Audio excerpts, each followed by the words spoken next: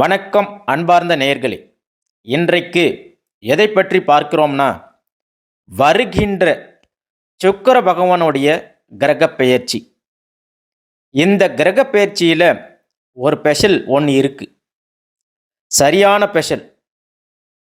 குரு பகவான் காலபுருஷனுடைய 1ஆம் வீட்டில் இருக்கிறாரு. நல்லா பாருங்க, குரு பகவான் 1ஆம் வீட்டில் இருக்கிறாரு. அவர் நிற்கக்கூடிய நட்சத்திரம் பரணி நட்சத்திரம். சுக்கிர பகவானுடைய நட்சத்திரத்தில் அவர் நிற்கிறாரு. யாரு? குரு பகவான். அதே சுக்கிர பகவான் தாங்க குரு பகவானோட வீட்லேயும் வந்து நிற்கிறாரு. 1-9 தொடர்பு நம்மளுடைய அமைப்புக்கு பார்த்தீங்கன்னா 1-5-9 எந்த கிரகம் இருந்தாலும் நல்லது பண்ணுங்க. இது தாங்க விதி. அப்ப அந்த 9ஆம் பாகத்தில் சுக்கிர பகவான் குரு பகவானோட வீட்லேயும் பயணிக்கிறாருங்க. அப்ப இது ஒரு மிகப்பெரிய யோகங்க. வீடு கொடுத்தவரையே சுக்கிர பகவானுடைய கால் நட்சத்திரத்தில் பயணிக்கிறாருங்க. அப்ப இந்த சுக்கிர பகவானுடைய கிரக பெயர்ச்சி நிறைய பேருக்கு நிறைய நல்ல பலன்களை கொடுப்பாருங்க. சுக்கிர பகவான்னா யாருங்க? காலத்திரக்காரகன். இவருக்கு பேர் என்னன்னு சொல்லுவாங்க? காலத்திரக்காரகன்னு சொல்லுவாங்க. திருமணத்திற்கு ஆண்களுக்கு மெயினாக ஆண்களுக்கு மனைவியை காட்டக்கூடிய கிரகம் சுக்கிர பகவானுங்க. ஆடம்பர பங்களா, ஆடம்பர கார் என உல்லாசமான வாழ்க்கை, இது எல்லாத்துக்கும் அதிபதி யாருன்னு பார்த்தீங்கன்னா சுக்கிர பகவான் தாங்க. யாராவது ஜாதகம் பார்க்கும்போது பாருங்க, நமக்கு சுக்கிர திசை வந்துருச்சா, சுக்கிர பகவான் வராரா, ஏதாச்சும் யோகம் கொடுப்பாரான்னு ஜாதக நோட்டை எடுத்து முதல்ல பார்ப்பாங்க. ஏன்னா சுக்கிரன் வந்தார்னா உங்களை உல்லாசமாக வச்சுட்டு போயிடுவாருங்க. அதுவே குரு பகவான் உங்களுக்கு எப்போவுமே பணத்தையும் வருமானத்தையும் கொடுத்துட்டே இருப்பாருங்க. ஆனால் சுக்கிர பகவான் அப்படி இல்லைங்க. அவருக்கு நேரம் காலம் வரும்போது சுக்கிரனுடைய ஒளி ஒருத்தர் உடம்புல படுதுன்னா கண்டிப்பாக நிறைய நல்ல பலன்களை கொடுத்திருப்பாருங்க. அவங்க விதி ஜாதகத்தை படி பொருந்துங்க.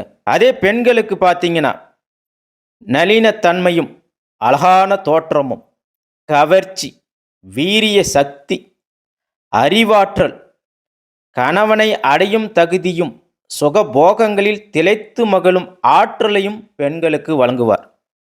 சுக்கிரன் என்பவர் இன்பம், மனித வாழ்க்கையில் அன்பு, பாசம், காதல் ஆகிய 3 இன்பங்களையும் அளிக்கக்கூடியவர் தாங்க இந்த சுக்கிர பகவான், போகங்களின் அதிபதி. அடுத்ததாக இந்த பிப்ரவரி மாதம் 11ஆம் தேதி வரை இந்த சுக்கிர பகவானுடைய கிரக பெயர்ச்சி தாங்க. அன்பார்ந்த ரிஷபம் ராசி அன்பர்களே, பொதுவாக ரிஷபம் ராசி கால புருஷனுடைய 2வது ராசி தாங்க ரிஷபம் ராசி. ஆசைக்கு நீங்க தாங்க அதிபதி. எதிலையுமே உல்லாசமாக இருக்கக்கூடிய நபர்கள் நீங்க. இந்த ரிஷபம் ராசி நண்பர்கள் குடும்பத்தை பற்றி ரொம்பவே சிந்திக்கக்கூடிய நபர்கள். இந்த ரிஷபம் ராசி அன்பர்கள் கற்பனை திறன் பயங்கரமாக இருக்கும். எப்படி சொல்கிறது, அந்த அளவுக்கு கற்பனை திறன் காட்டக்கூடிய ரிஷபம் ராசி அன்பர்கள் எதிலுமே பாருங்க அதிகமான மதிப்பு மரியாதை எதிர்பார்க்கக்கூடியவங்க இந்த ரிஷபம் ராசி அன்பர்கள். ஒருத்தர்கிட்ட ஒரு பேச்சு கொடுத்துட்டாங்கன்னா அந்த பேச்சை மாற்றவே மாட்டாங்க. வாக்கு கொடுத்துட்டாங்கன்னா கொடுத்தது தான் ரிஷபம் ராசிக்காரங்க. அதே போல் தன்னை அலங்கரித்து கொள்றதுல இவங்க தாங்க ஃபஸ்ட்டாக இருப்பாங்க. அதே போல் ஒழுக்கமான குணம் உடையவங்க தாங்க இந்த ரிஷபம் ராசிக்காரர்கள். நீங்கள் தான் ஒழுக்கமான குணம், தன்மையான குணம், உங்களுடைய பேச்சு, ஒருத்தரை கவரக்கூடிய தன்மை, இது எல்லாமே ரிஷப ராசிக்கிட்ட தாங்க இருக்குது. ரிஷபத்தில் பிறந்துட்டாவே உழைப்பாளின்னு சொல்லணும். அதே போல் பாசத்தால் உங்களை லாக் பண்ணிடலாங்க ஈஸியாக. அடித்தடிக்கெலாம் போக மாட்டாங்க. சிம்பிளாக பாசத்தாலே இவங்களை வந்து லாக் பண்ணிடலாங்க. வா அப்படின்னு சொல்லிட்டாவே போதும், பாசத்தால் வந்துடுவாங்க.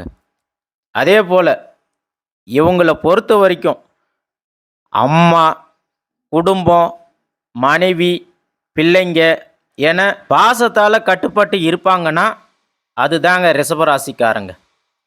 அதே போல் ஒருத்தரை பிடிக்கலைன்னா இவரே ஒதுங்கி வந்துடுவாருங்க.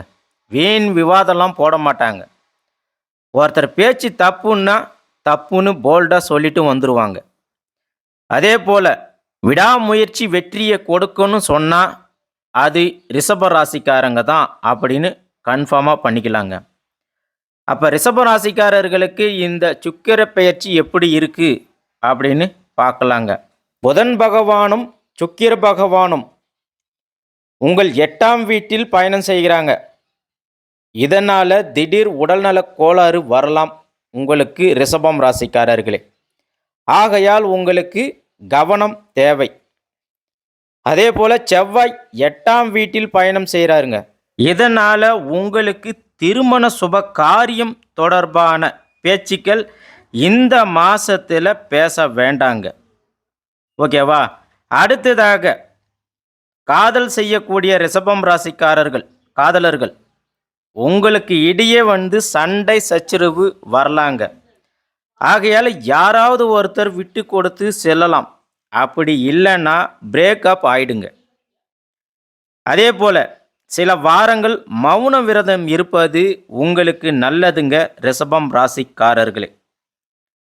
மேலும் கணவன் மனைவி இடையே கோபமான பேச்சுகளை தவிர்த்து கொள்வது உங்களுக்கு உங்கள் குடும்பத்துக்கும் நல்லதுங்க. அடுத்ததாக பெண்களை பொறுத்தவரையில் இளதரசிகளுக்கும் வேலை செய்கிற பெண்களுக்கும், நீங்கள் வீட்டில் இருந்தாலும் சரி, வேலை செய்கிற இடத்துல இருந்தாலும் சரி, எதையுமே யாராவது ஏதாவது சொன்னாங்கன்னா எதையும் காதில் போட்டு கொள்ளாதீங்க.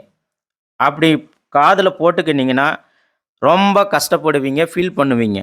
ஸோ மன கஷ்டம் உண்டாகும். ஆகையால் ரிஷபம் ராசிக்காரர்களை பொறுத்தவரையில் இந்த சுக்கிர பெயர்ச்சி சற்று ஏதுவாக தான் இருக்குது. பார்த்து நடந்து கொள்ளவும்.